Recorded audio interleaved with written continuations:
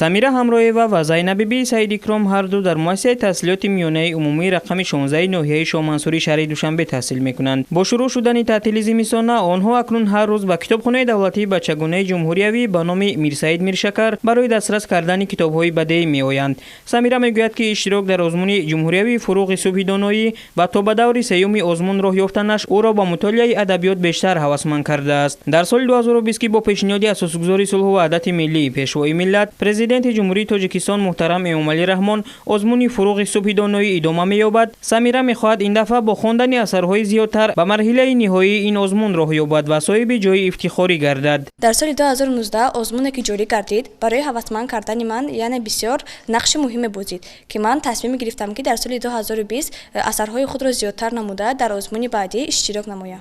дӯсти самира Зайнабиби дар соли 2019 натавонист дар озмуни фуруғи субҳи доноӣ иштирок кунад, вале акнун хурсанд аст ки бо пешниҳоди пешвои миллат ин озмун идома меёбад. Зайнабиби ҳам талош дорад ки то оғози озмун китобҳои зиёдро мутолиа кунад.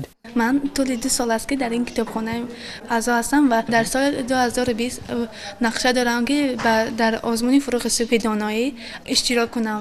озмуни ҷумҳуриявии фуруғи субҳи доноӣ на танҳо кӯдакону наврасон, балки волидайни онҳоро низ ҳавасманд намудааст. аз ҷумла шоира Иброҳимова аз ин озмун изҳори хушҳолӣ мекунад ва дар таътили зимистона фарзандонаш Шукрона ва Файзуллоро барои аъзо шудан ба китобхонаи бачагонаи ба номи Мирсаид Миршакар овардааст. ин модар орзу дорад ки фарзандонашро ки ба китобхонӣ шавқманд ҳастанд дар озмуни фуруғи субҳи доноӣ бубинад. мехоҳам ки дар ин китобхона аъзо шуда китобҳои бачагонаро хунанд ва афсона, шеърҳо дар бораи ватан, бисёр шеърҳоро азёд кунанд, насхат кунанд дар вақти бекорияшон. кӯшиш мекунам ки дар оянда дар озмуни ҷумҳурии фуруғи субҳи доноӣ иштирок кунам.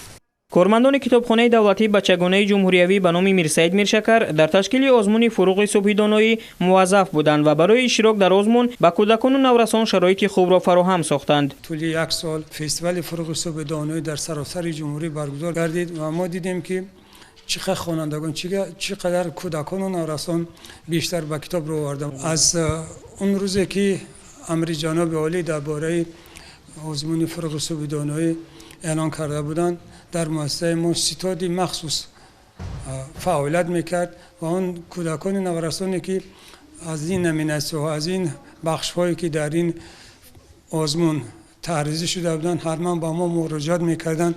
мо ба онҳо ҳам китобҳои электронӣ медодем дар шакли диск кардагӣ, ҳам он адабиётҳое ки дар ин низомномаҳо пешкаши хонандагон гашта буд, ҳатман мо ба он кӯдакону наврасон пешкаш мекардем. озмуни ҷумҳуриявии фуруғи субҳи доноӣ воқеан ҳам ҷомеаи моро такон дод ва тавонист ба баланд шудани завқи китобхониву китобдории мардуми тоҷик мусоидат кунад. табиист ки ҳамасола ташкил намудани ин озмун натиҷаҳои беҳтару бештарро ба бор хоҳад овард.